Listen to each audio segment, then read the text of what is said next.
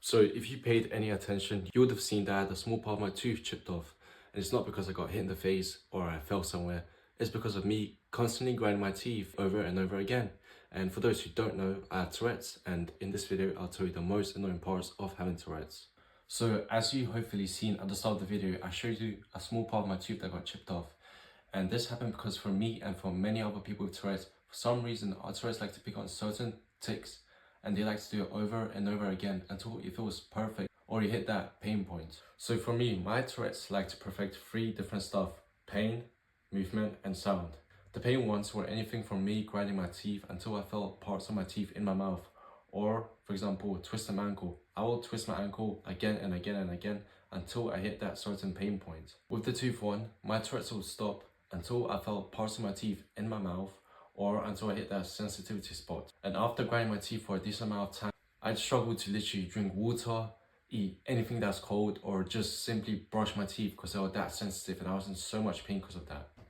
So to solve my teeth grinding problem, I would do these 4 things. I would chew gum, I would eat something, or the third one, I'd put like my finger in between my teeth, because once something is in the way of your Tourette's, they tend to stop. Because I was once going to Lithuania in a car with my parents, and for some reason I had this tic to always open a door. And to solve that problem, I took a pillow which I had with me. I like shoved it in between, well, my dad's seat, and it was covering the handle, and my Tourette stopped because I wasn't able to see the door handle, and I knew if I do try to open a door, I would just be punching the pillow. So with that, my Tourette decided to stop and just, look for something else to do. And another example was, I was once, well, it was me and my family were doing barbecue, and for some reason my Tourette really wanted to touch the fire and basically burn my hand. And my dad saw that. He gave me a stick, and because now I won't be able to get hurt and I won't be able to touch the fire, my Tourette just stopped. And now the fourth way was just to relax, meditate, just loosen up. Because when you relax, so do your tics relax. If you're hyper, your tics are going to be hyper. And now the next one is my ankle. And just in general, every part of my body, if I had something injured, it would pretty much take me longer to recover than a normal person, because my tics will have a target to, aim for.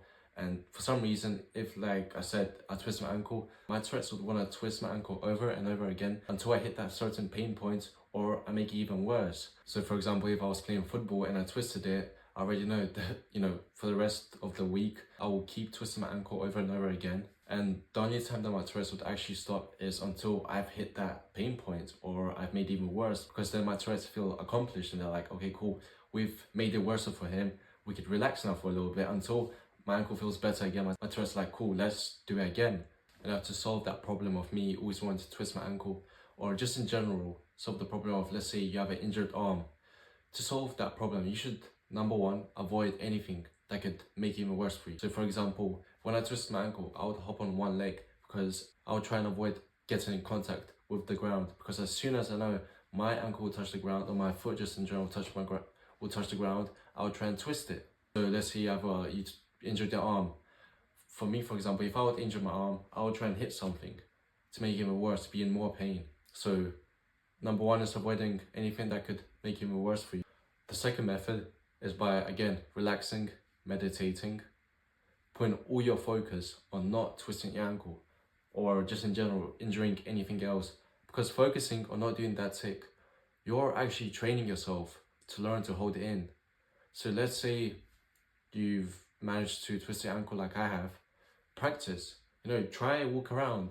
Try not to twist your ankle. Take this as training, because then after that, it'll be much easier for you to hold other Tourette's, because you've been practicing on something that is difficult to hold. Now the next perfection Tourette's was the movement one. The need to perfect a certain movement that someone has done, or make it as close to similar as they done it. So for example, once I was in a history lesson and we happened to start talking about Hitler. And in my class, everyone wanted to know how to do, or, just show in general the Hitler sign. And my teacher showed it to everyone. And me having Tourette's, my Tourette's thought that would be the greatest idea to do that specific Tourette over and over again. So for like days, weeks, I would literally in class, outside of school, literally walking home, just start doing that Tourette everywhere, and I would literally be showing it to everyone. So I would be crossing the street and the car would stop me, I would just do the Hitler sign. And one of the main things that I've learned is if you can change that certain movement. So for example, I kept doing that Hitler sign and I thought of an idea to change the movement. Instead of having, you know, my hand flat, I would like do a fist, and my Tourette's would be like, okay, wait, this is not what we want to show to people. And obviously, certain body parts is easier to control with your Tourette's than, you know, it's easier to control than others. So with my fist, I was, you know, I could control it. So, you know, when I was doing the sign, I would just do this and it would look like I'm just, I don't know, cheering on, or I don't even know, just celebrating. So, you know, that kind of stopped me from doing that certain Tourette, because now my Tourette's are like, okay, we're not doing it anymore, so, you know, why should we do it? Let's move on. Another example, I used to show my middle finger a lot, and to kind of stop doing that, instead of, because I was able to control my fist and my fingers quite well, instead of, you know, showing the middle finger, I would like sometimes hold with my thumb the middle finger and show my pinky finger, so, you know, it wouldn't cause any trouble. So in class, you know, if a teacher comes out to me, instead of showing my middle finger, I'll just like show my pinky finger, and, you know, it would be funny, everyone would laugh, and it would be much easier for me, because if I came to, or, you know, if I went shopping and I showed my middle finger to a random person, it would, you know, be confusing. So if you could, you know, find a way to change or kind of block that specific Tourette and change it a little bit into a way which doesn't cause any trouble, your Tourette's going to be like, okay, we're not doing that Tourette that we want to do that could cause trouble to, you know, me or you. So let's stop and let's move on. Let's look for something even worse, or something that could, you know, cause problems. Now with the sound, I would say a certain word or make a certain sound until it sounded perfect or similar to the thing that made that sound. So for example, let's say a person said a certain word. Maybe most of the time, my Tourette's like to pick on stuff that were inappropriate, very disturbing, or just weird. And most of the time, my Tourette's would try and say that word over and over again until everyone heard it, it sounded perfect, or just similar. For example, a sound. Let's say maybe a person barked, I don't know, in my class, and I would bark over and over again until it sounded perfect or similar. Now with the sound one, it's a bit harder, but it's still doable.